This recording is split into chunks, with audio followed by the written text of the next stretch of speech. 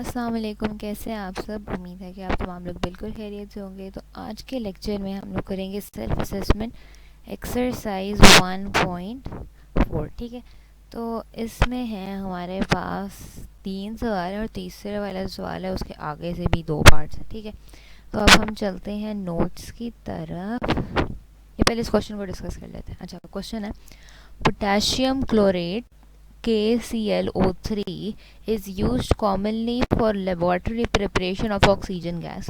अब जो potassium chlorate है, ये जो कंपाउंड है, ये यूज़ होता है लेबॉर्ट्रीज़ में ऑक्सीजन गैस को प्रिपेयर करने के लिए। ठीक है, तो अब हम सवाल ये कि कैलकुलेटेड फार्मूला मैथ, अब हमने इसका फार्मूला मैथ कैलकुलेट करना है। ठीक है, तो ये हम आ गए हैं नोट्स पे। ये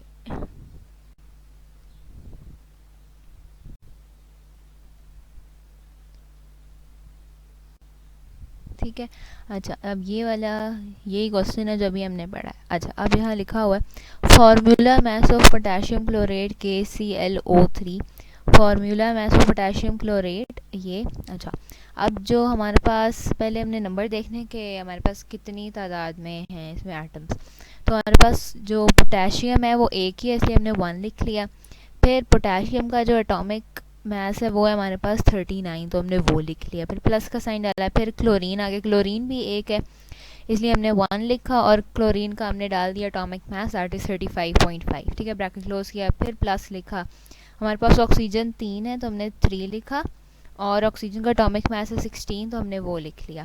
ठीक है, उसके बाद हमने 39, 35.5 और 48 को ऐड किया तो हमारे पास आ गया 122.5 एटॉमिक मास यूनिट AMU। ठीक है, तो ये इसका जवाब है। अब हम दोबारा अगले वाले क्वेश्चन पे आते हैं जो कि ये है। अच्छा, सेकंड क्वेश्चन है when baking soda NaHCO3 is heated. जब हम बेकिंग सोडा जिसका ये है NaHCO3 को हीट करते हैं, उसमें से कार्बन डाइऑक्साइड रिलीज होती है जो कि रिस्पॉन्सिबल होती है कुकीज़ और ब्रेड की राइजिंग में। ठीक है, जब उन्हें बेक करते हैं। So determine the formula mass of baking soda and carbon dioxide. अब उन्होंने कहा है कि हमने इसका बेकिंग सोडा का, ठीक है, और हमने कार्बन डाइऑक्साइड का हमने फाइंड करना है फार्मूला मास दोनों का। ठीक है, चलो अब हम इस वाले पे जाते हैं। यही वो वाला सारा क्वेश्चन है, ठीक है ना, जो अभी हमने पढ़ा है। ठीक है, अब ये थोड़ा सा ऊपर कर लेते हैं। ये है हमारे पास फार्मूला मैस ऑफ NaHCO3 यानी कि बेकिंग सोडा।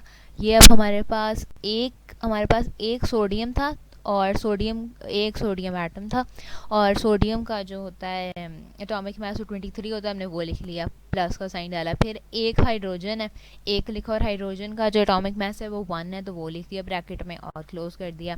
फिर हमने प्लस लिखा। फिर कार्बन था हमारे पास एक तो हमने वो एक लिखा और कार्बन का जो एटॉमिक मास होता है वो 12 होता है तो हमने वो लिख लिया।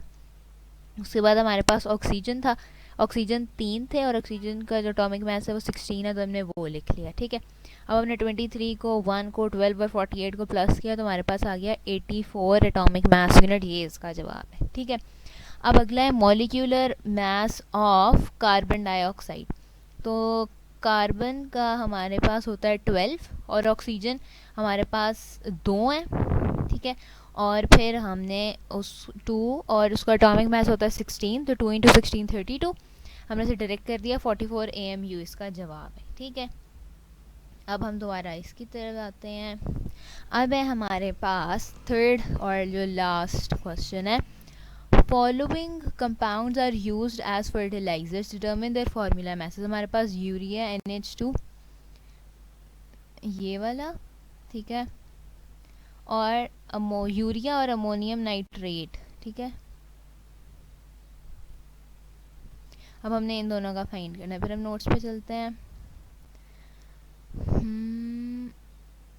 ओए एक मिनट,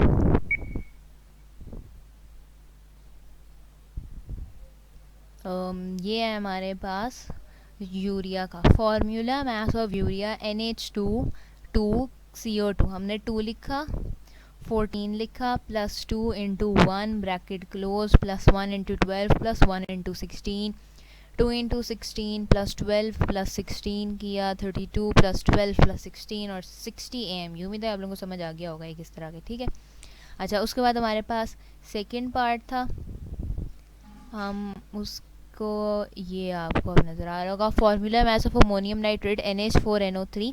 हमारे पास एक नाइट्रोजन का एटम था, 4 हाइड्रोजन के एटम थे, फिर एक नाइट्रोजन का था और 3 ऑक्सीजन के थे, तो हमने उनको ऐड कर दिया, पहले मल्टीप्लाई करवा के ऐड किया, 14 प्लस 4 प्लस 14 प्लस 48 और हमारे पास 80 AMU इसका आंसर आ जाएगा। तो आज के लेक्चर में हमने सेल्फ असेसमेंट एक्सरसाइज 1.4 भी कंप्लीट कर ली है। अगले वाले लेक्चर में हम केमिकल स्पीशीज़ पढ़ेंगे जिनके अंदर आइंस, कैटाइंस, मॉलिक्यूलर आइंस और फ्री रेडिकल्स वगैरह वाले जो टॉपिक हैं हम उसको करेंगे कवर, ठीक है। आप लोग देख लें, मतलब ये थोड़ा सा लंबा है लेकिन आसान टॉपिक है, तो हम वो अगले लेक्चर में कवर